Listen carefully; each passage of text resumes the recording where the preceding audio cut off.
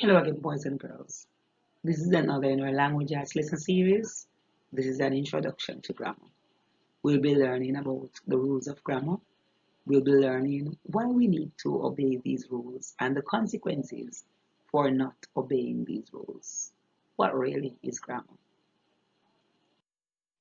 What is grammar? Grammar can be viewed as a system of rules.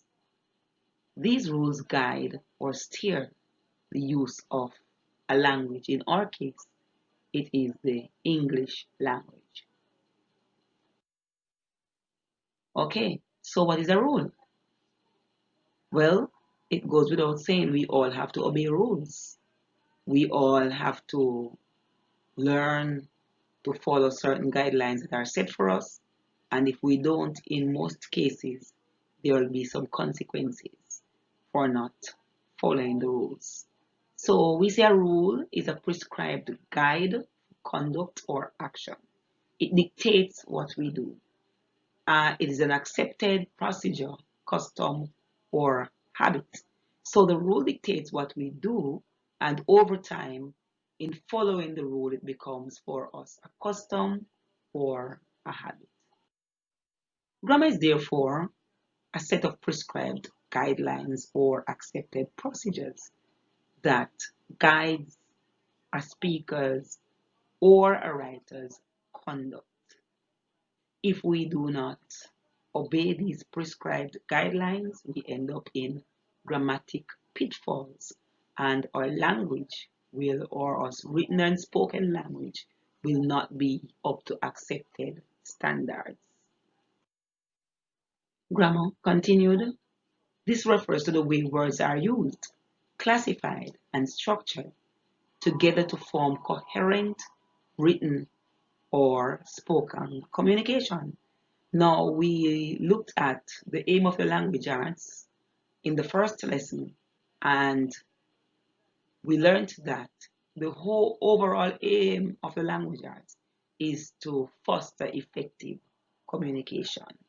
Poor grammar affects communication greatly. So why learn grammar? It helps us develop confidence. The parts of speech.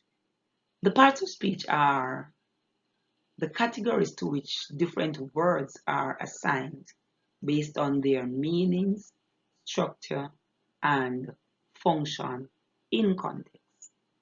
Not written in context, they do not belong to any part of speech. Other categories of words. Now, there are other categories of words that don't easily fit with the rest of the 8 named parts of speech. These are particles, determiners, and gerunds. Now, the determiners sometimes behave like adjectives. We have the gerund, which is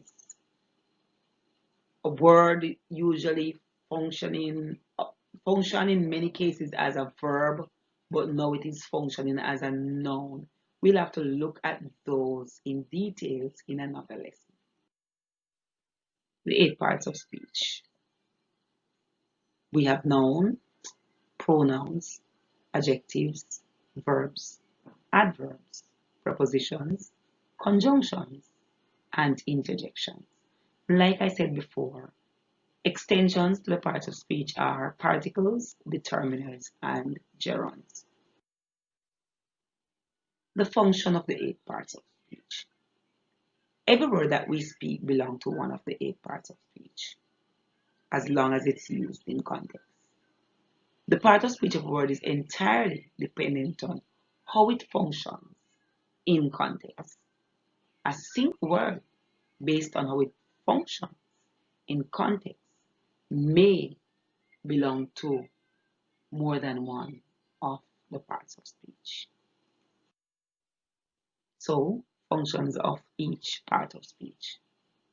Nouns and pronouns, those function as names. Adjectives and adverbs, those modify or add descriptive qualities. Verbs, they act, link, or express a state of being. Conjunctions join or link. The prepositions show different relationships between nouns and pronouns.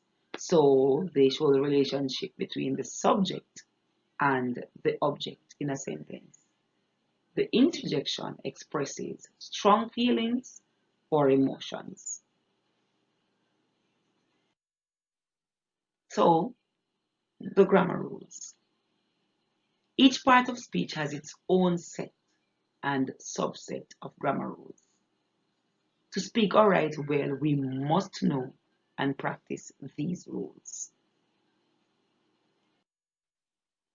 So, wrapping up with grammar, let us look back at the key points.